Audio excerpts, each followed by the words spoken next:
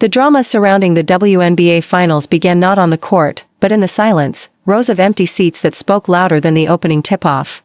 In a season built on momentum and expectation, the finals were supposed to feel like a celebration. Instead, they felt like an indictment. A'ja Wilson and DeWanna, two of the sport's fiercest competitors, walked into arenas built for heroes, only to find ghosts in the stands. The hush that greeted them was more painful than any missed shot. As warm-ups began, Wilson reportedly muttered, "This is the finals," under her breath. It was a statement born not of hubris, but of disbelief. Here was the face of the league, the reigning MVP, standing before empty chairs as if they had materialized overnight. The final series, the grand stage where legacies are cemented, looked more like a quiet scrimmage to no one watching. Ticket prices dropped like lead, $35 for championship seats in a match meant to defy gravity.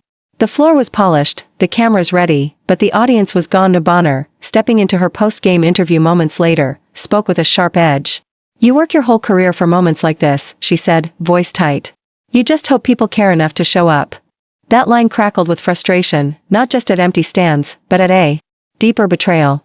For two women who had poured their lives into pushing the league forward, the optics were unforgiving.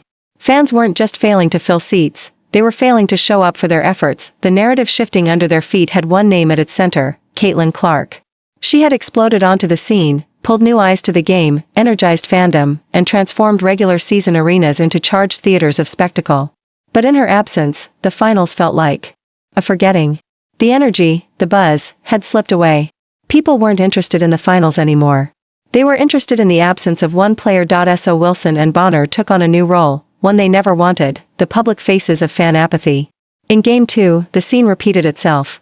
When the crowd stayed muted, Wilson slammed her towel and glared at the stands. Bonner, after missing a layup, threw her hands skyward in disbelief. The microphones picked up only fragments. "Nobody cares, the finals," something clipped and intense. Still, the world heard enough.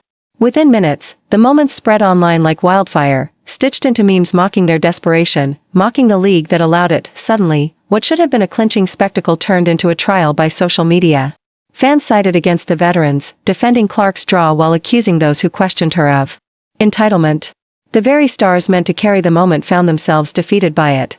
Wilson's frustrations, once seen as passion, became ammunition for critics who believed she was fighting the one woman who gave the WNBA its spark.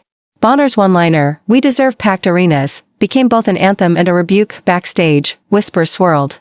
Teammates tried to rein in the storm, media handlers scrambled to craft narratives. But the fracture was already too deep. The axis of attention had shifted.